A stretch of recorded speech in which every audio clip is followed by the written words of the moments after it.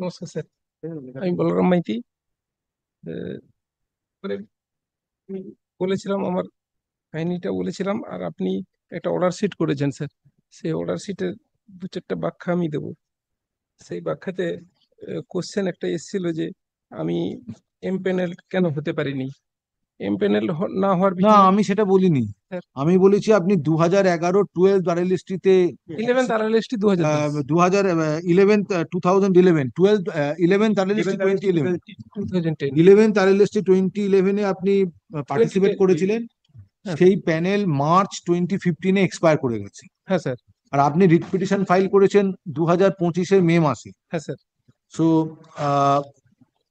10 বছর বাদে যদি আপনি কোর্টে আসেন হ্যাঁ স্যার। যে আমার নাম কেন নথিভুক্ত হয়নি বা প্যানেলভুক্ত হয়নি, সেই পিটিশন মেনটেনেবল হয় কি করে? Panel was published on 22nd March 2011. And It has expired in the expired month in 2012. 27th March 2025. 2012. 2020 2015 expired in March 2015. No, no, Malad. This is Malad pertaining to 11th RLST 2010. Oh, This is not 12th RLST. It is the it panel is has not 12 RLST. no. No, sir. 11th Before that. RLST 2010. Even before that. So when panel expired? Panel Malad expired in 2012. Panel was published on 22nd March 2011. 11th RLST 2010. 10.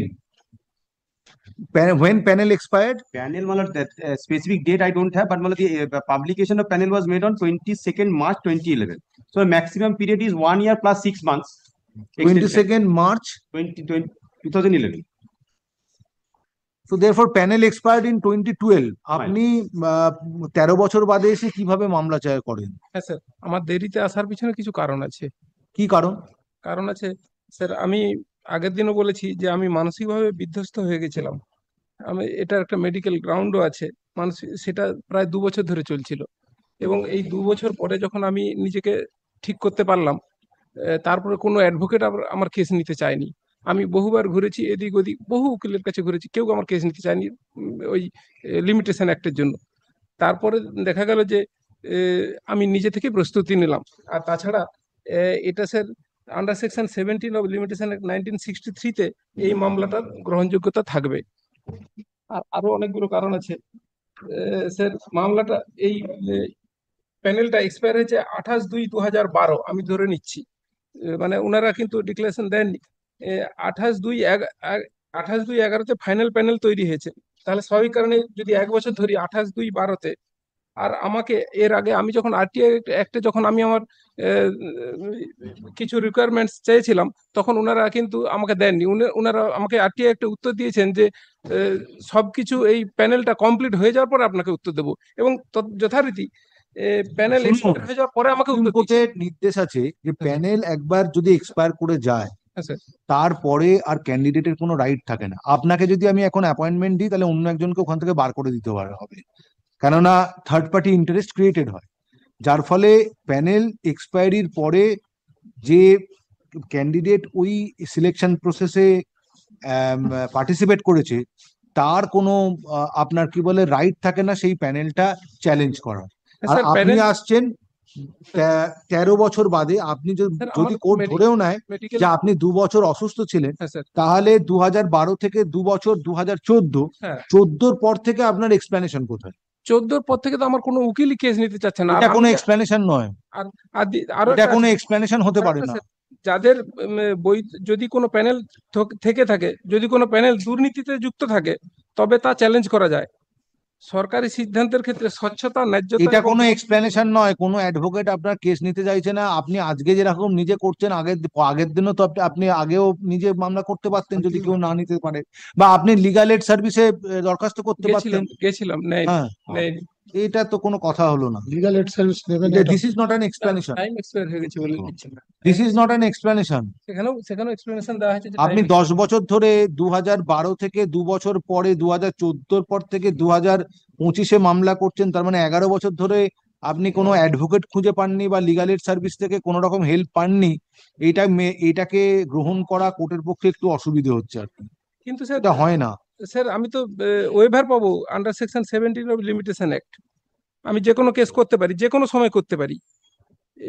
এরকম supreme কোর্টেও case আছে যে একটা কোনো ক্ষেত্রে সেটেলমেন্টের ক্ষেত্রে আপনি যেটা বললেন যে সেটেলমেন্টটাকে আনসেটেল কি করা যায়, সুপ্রিম কোর্টেও কেস আছে যে 490 বছর পরেও কেস সেটেলমেন্ট কেসকে আনসেটেল করে দেওয়া সেটা হচ্ছে। স্পেসিফিক কেসের ক্ষেত্রে হতে পারে, আপনার যে মামলার বিষয়বস্তু তাতে এই জিনিস হয় না।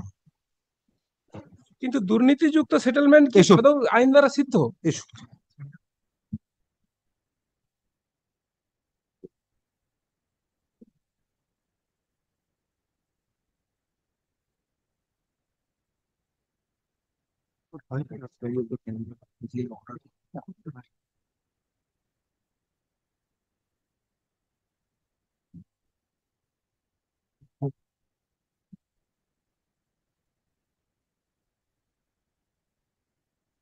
2016 সালের প্যানেলের এগনেস্টেও 2021 সালের কেস অ্যাডমিট হয়েছিল।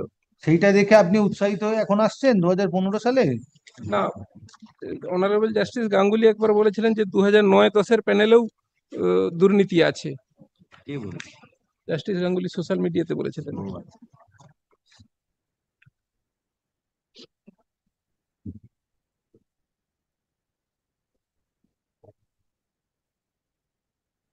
দুর্নীতি সব জায়গায় আছে আর কোনো জায়গাতেই নেই, আপনাকে প্রমাণ করতে হবে। দুর্নীতি প্রমাণ করার ওইদিকে জন্য আমাকে সুযোগ ওটা দিন। আমাদের জুরিসডিকশন, তার জন্য আপনাকে অ্যাডভোকেটের কাছে যেতে হবে। আপনি এটা বলবেন, বলতে পারেন না কি অ্যাডভোকেট কেউ আমাকে মামলা নিতে কবে ফেলে গেছে? মামলা না নিলে আমি কি করবো? Petitioner appears in person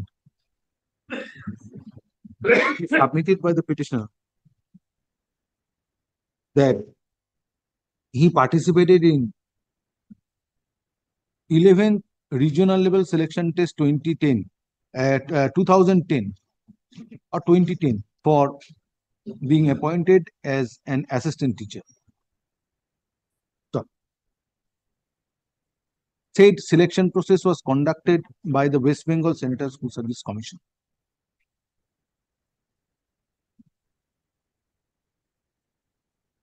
So,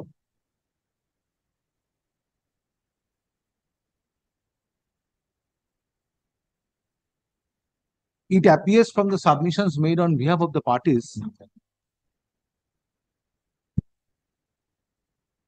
that the panel which was prepared on concluding 11th RLST 2010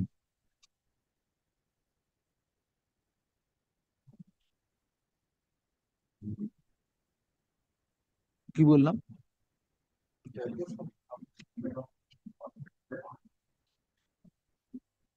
না, the panel was notified. The panel was notified on conclusion of the selection process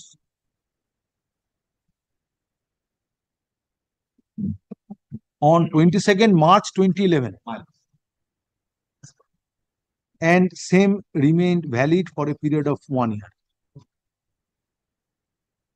Not stop.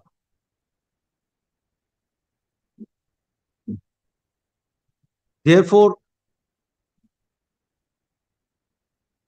as per submission made on behalf of the petitioner, it appears that panel expired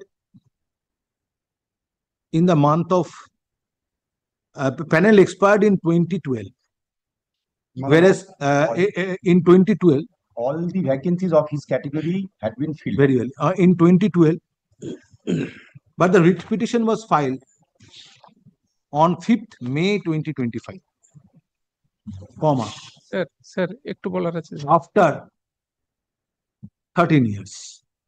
Sir.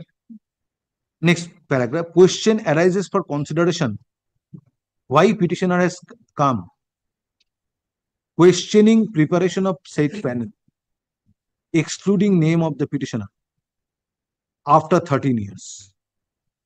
Next paragraph, in the present case,